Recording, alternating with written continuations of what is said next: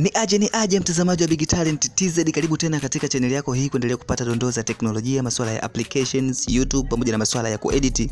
Siku ya leo mtazamaji, bila kupoteza muda nataka nikuelekeze jinsi gani unaweza kuendelea kuprotect simu yako pindi itakapokuwa imepata shida au imepotea.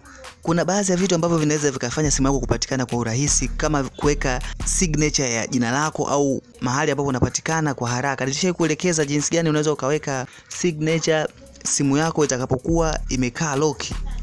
Kuna njia nyingine ambayo unaweza ukaweka endapo mtu atabisha kwamba hiyo simu sio ya kwako. Kwa utamwambia angalia jina langu lipo sehemu fulani, angalia jina langu lipo sehemu fulani, angalia jina langu lipo sehemu fulani. Kwa hiyo itakuwa ni rahisi kwako kuipata hiyo simu yako kwa aina hiyo hapo. Sehemu ya kwanza ambapo unaweza ukaweka hiyo signature yako au jina lako pamoja na mawasiliano yako na kila kitu ni sehemu ya contact.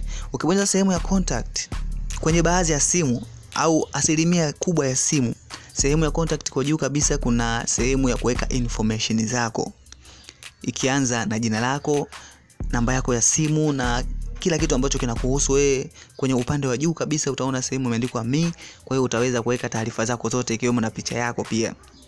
Kwa hiyo mtu akiipata simu yako anaweza asikumbuke kufuta hiyo sehemu katika contact, atafuta tu majina mengine lakini utambulisho wako akausahau. Basi unaweza kuifahamu simu yako kwa mtindo kama huo hapo. Sehemu ya pili ukitoka sehemu ya contact ni sehemu ya setting. Ukiingia setting ukashuka chini ukaja sehemu ya system, ukija sehemu ya about phone, ipo sehemu ambayo inakwambia edit your about phone. Hapo ndipo utakapoweza wewe kuandika jina lako au utambulisho wote ambao unahisi ukiweka basi itakuwa ni rahisi kwako simu yako kupatikana. Hiyo ni baadhi ya simu kama Samsung ina sehemu hiyo hapo. Kwa hiyo unaweza ukabonyeza sehemu ya edit ukaedit hiyo about phone yako, ukawa umeweka utambulisho wako hapo katika about phone ili kutambulisha simu yako ni inamilikiwa na nani au ni aina gani. Kwa unaweza ukaedit hivyo. Naam, hizo ni baadhi ya sehemu ambazo unaweza ukaweka signature yako na ukaleta utambulisho au ushahidi kama simu yako endapo itakapokuwa imepotea na mtu akawa anabisha kwamba sio simu yako.